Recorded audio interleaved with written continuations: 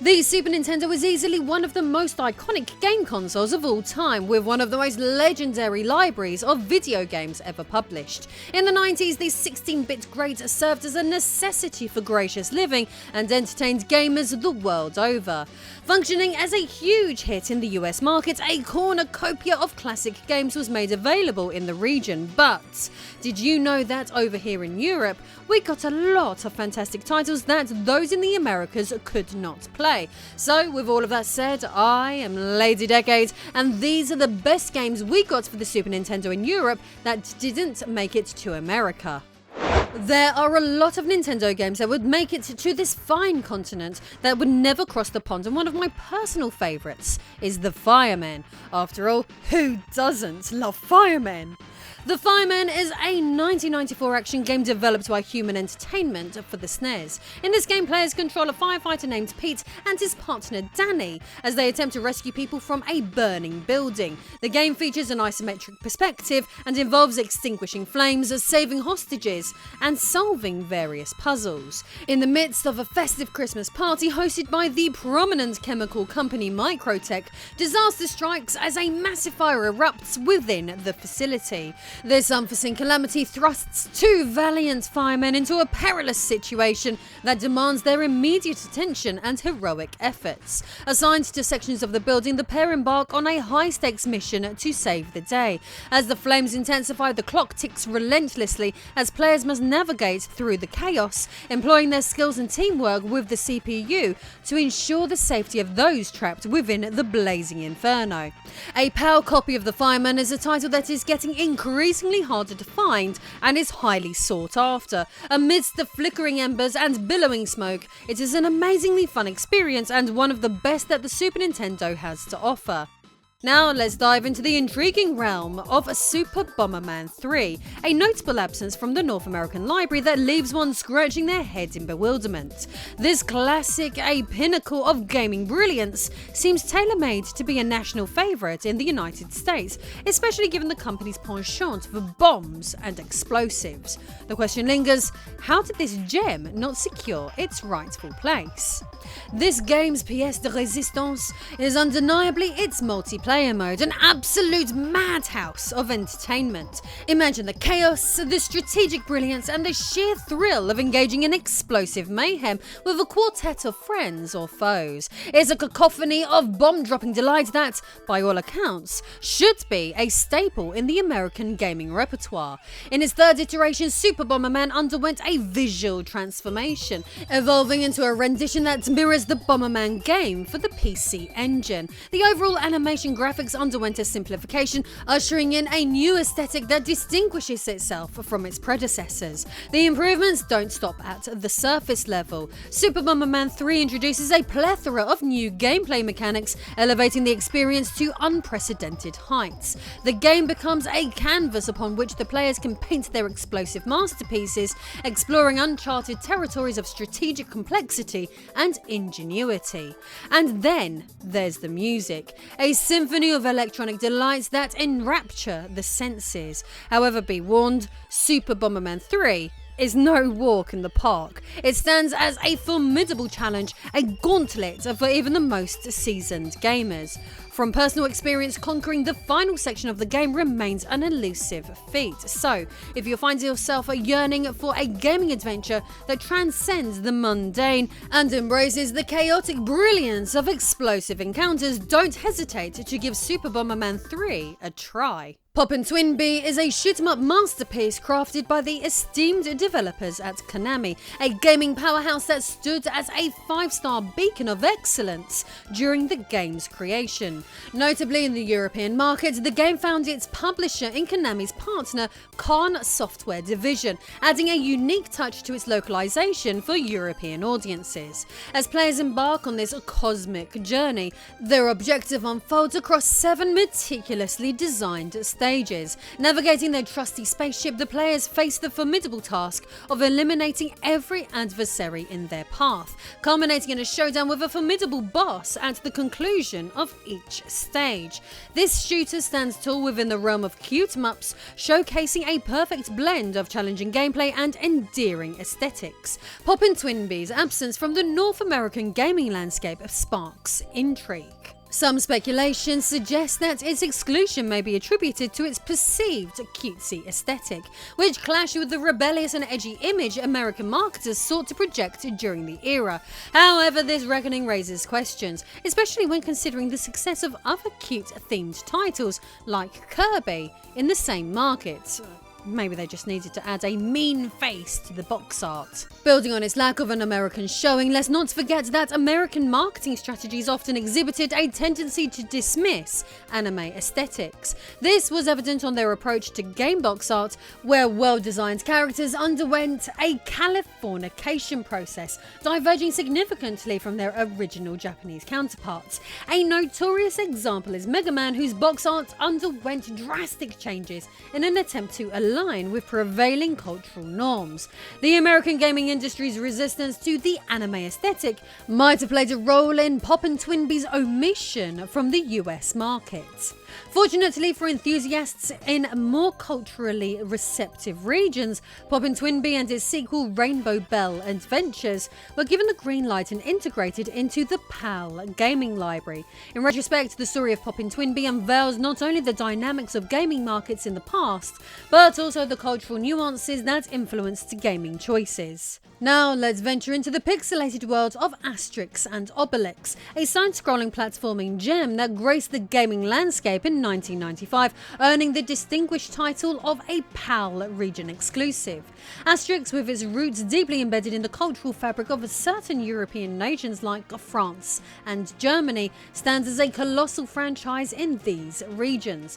However, the scenario takes a different turn in other parts of the world, such as my own country, where the popularity of Asterix seems to mirror its relative obscurity in North America. The adventure commences as either Asterix or Obelix embarks on a journey through a quaint village, delving into the heart of a lush forest and ultimately braving the vast expanse of the sea to arrive at the shores of Britain. This captivating game unfolds across diverse landscapes spanning various countries. Players are endowed with the ability to execute nimble jumps, swift runs and formidable attacks as they navigate through these vibrant and culturally rich environments. The primary adversaries in their path are predominantly Romans, and our intrepid heroes Asterix and Obelix must employ their unique skills and wit to overcome these formidable foes.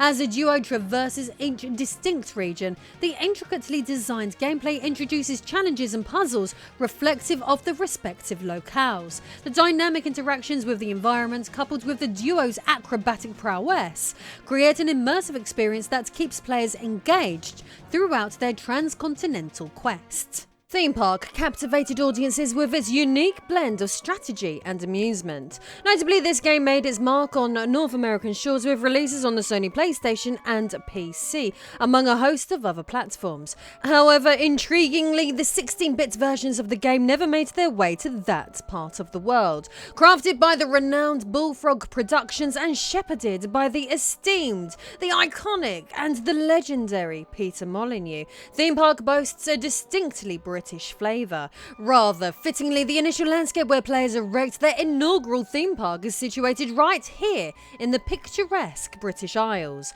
The journey doesn't end there. It's merely the inception of an ambitious odyssey as players set out to expand their virtual empire and conquer the virtual world. The brilliance of the first theme park installment is widely acknowledged, making it all the more perplexing that it never graced Nintendo platforms in regions that were seemingly overrun by gaming enthusiasts. Considering the popularity of the Super Nintendo in the United States, the absence of Theme Park from its library seems like a missed opportunity, especially when one considers that the core objective of the game is to entice virtual customers into indulging in copious amounts of junk food, a pursuit that could be deemed quintessentially American. While North American gamers were denied the pleasure of a theme park on their Super Nintendo, the gaming landscape in Japan presented a different narrative. Japanese gamers were treated to a specially tailored version known as Shin Theme Park, wherein numerous graphical elements underwent redesign to cater specifically to the discerning tastes of the Japanese market. Needless to say, if you wanted to play a 16-bit version of Theme Park in the 90s, America was not the place to be. Cannon Fodder stands as a testament to the creative prowess of Sensible Software, a development team that left an indelible mark on the industry. Published in 1993 by the venerable Virgin Interactive Entertainment, a company under the purview of the enterprising English entrepreneur Richard Branson, Cannon Fodder emerged as a military-themed action game that seamlessly blended elements of strategy and shoot 'em up. With a total of 23 missions sprawling across numerous levels, players found themselves navigating the complexity of 72 distinct challenges. The gaming community, represented by the discerning voices of publications such as The One, hailed Cannon Fodder as an epitome of unadulterated brilliance. In their praise, they deemed it quite simply one of the best strategy action shoot-em-ups to appear for ages, elevating it to the echelons of gaming excellence. Yet, despite its acclaim and success, Cannon Fodder, like some failed digital Voyager, failed to make its mark in the new world. One might surmise that the restrictive censorship policies of Nintendo of America played a role in this absence. The game's distinctive dark humour, a facet both celebrated and criticised by commentators, likely clashed with the sensibilities of the era. Intended as a vehicle for an anti-war message, the game faced a polarised reception, with reviewers acknowledging its thematic depth, while others would condemn it. The satirical nature of the content, akin to navigating a minefield of wit, seemed to elude the comprehension of some. The game's criticism intensified with its exhibition in London on Remembrance Day, a choice that drew ire due to its iconography closely resembling the solemn symbols associated with the day. The dichotomy between war and humour, portrayed with unapologetic boldness, added a layer of controversy that further fueled the discourse surrounding Cannon Fodder. The game beckons players to engage with its nuanced narrative. It simultaneously ignited debates about the intersection of entertainment, satire, and societal sensitivities. From my personal observations, America is not a place that appreciates nuance, so it's not surprising this one was nowhere to be seen on the Super Nintendo. Embarking on the celestial journey of Japanese space shooter Parodius, we find ourselves exploring the unique landscape of the European gaming scene.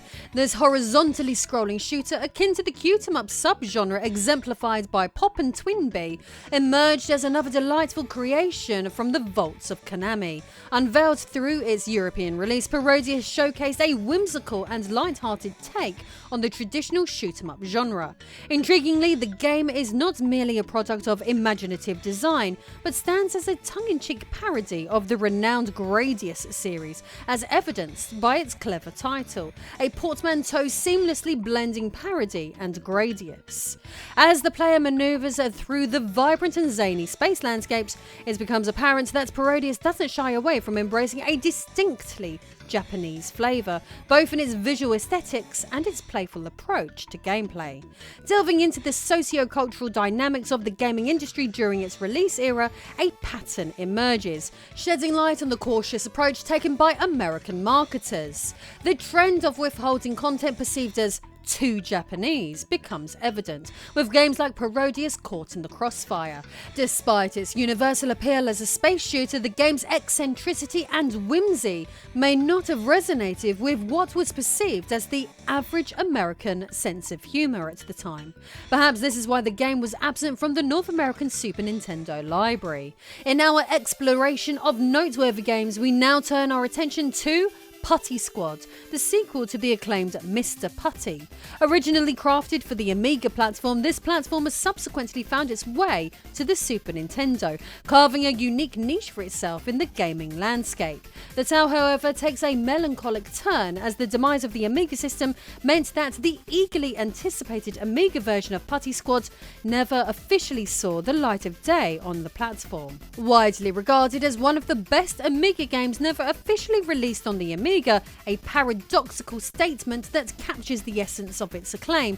Putty Squad offers a platform adventure where players take control of a charismatic blue blob on a mission to rescue imprisoned putties. What sets this game apart is the remarkable versatility of the player-controlled putty, whose malleable form can stretch in various ways. Sideways stretches expedite ground coverage, squashing aids in absorbing and collecting items, upward stretching facilitates climbing, fists can be formed for offensive maneuvers, and inflation allows the blob to float upwards. Every facet of Putty Squad exudes the unmistakable essence of the Amiga era, from its graphics that carry the distinctive aesthetic charm to its music that resonates with the era's characteristic tunes.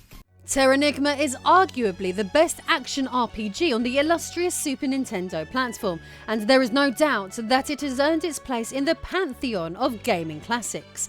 It unabashedly contends with the venerable A Link to the Past, giving even this iconic game a spirited run for its money and asserting its potential equality in the realm of action RPG greatness. While the gaming community often showers Secret of Mana with accolades as the pinnacle of the genre, a spirited debate ensues, with Terranigma emerging as a contender for the top spot, particularly when considering gameplay dynamics. Positioned as the perfect middle ground between the revered Secret of Mana and the legendary A Link to the Past, Terranigma stands as a harmonious blend of action, storytelling, and immersive gameplay all rolled into one.